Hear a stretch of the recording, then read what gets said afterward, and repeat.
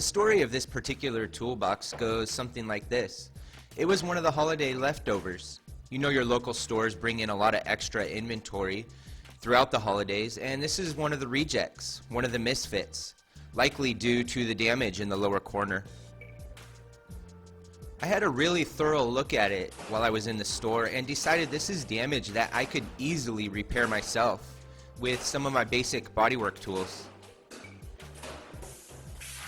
I tracked the manager down and I pointed out to him that this dusty and damaged toolbox was taking up space on his showroom floor. He readily admitted this, so with the tides in my favor, I made him an offer approaching lowball, but not quite yet insulting. He thought it over for a few seconds and accepted. As I'm tackling this repair, I should point out that the inside of this cupboard is double-walled. So for me to completely repair this dent, I would have to cut out that inner layer so that I could hammer and dolly the dent.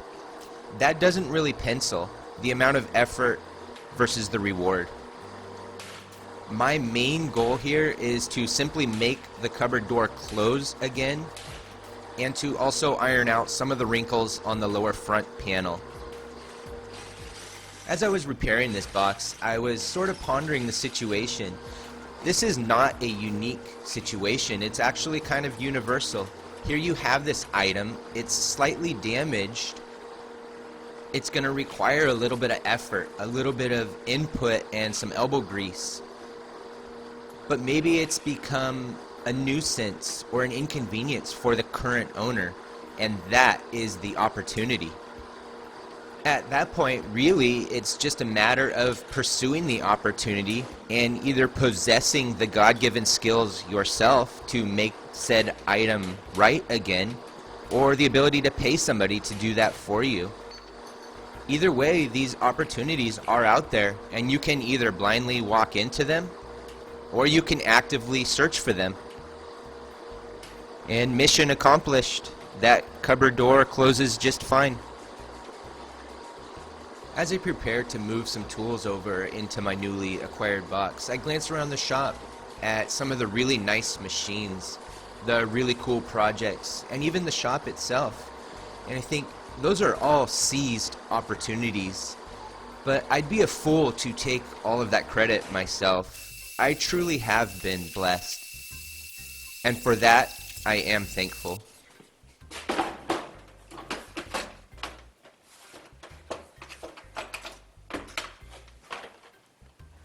Yeah, this is enough taps and dies here to last me through my lifetime, probably through my son's lifetime.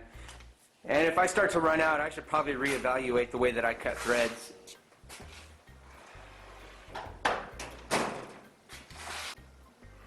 So the last thing is, two of these drawers didn't have any liners in them, but I have a little bit left over here.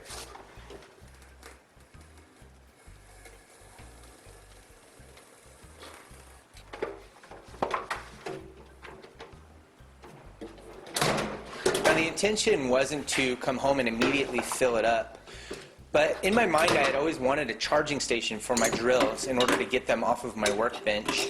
Not only that, but my workbench has become quite a disaster zone, and that really irritates me. So I wanted to get some of this stuff put away into the box. And I also wanted to take some of the pressure off of my previous two boxes and give myself some room to grow. Files all have their own drawer now. Crescents, I still have some out in my truck. Crescents have their own drawer.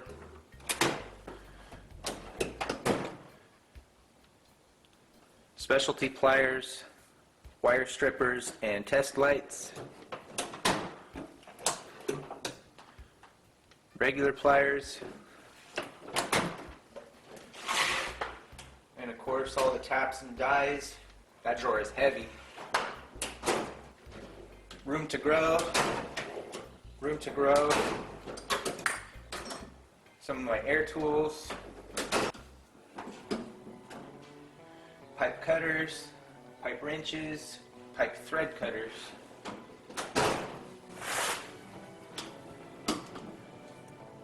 All my cased tools. So yeah, you can see here there's just a small wrinkle and some chipped paint.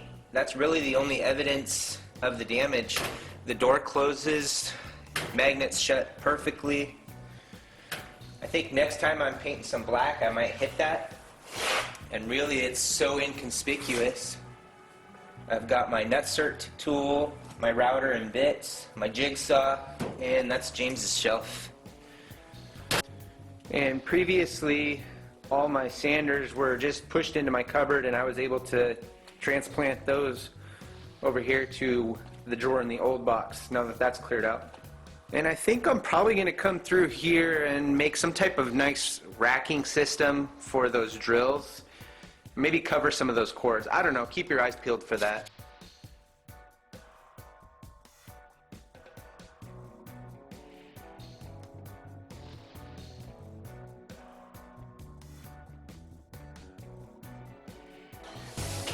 This is all the stuff I got. Okay.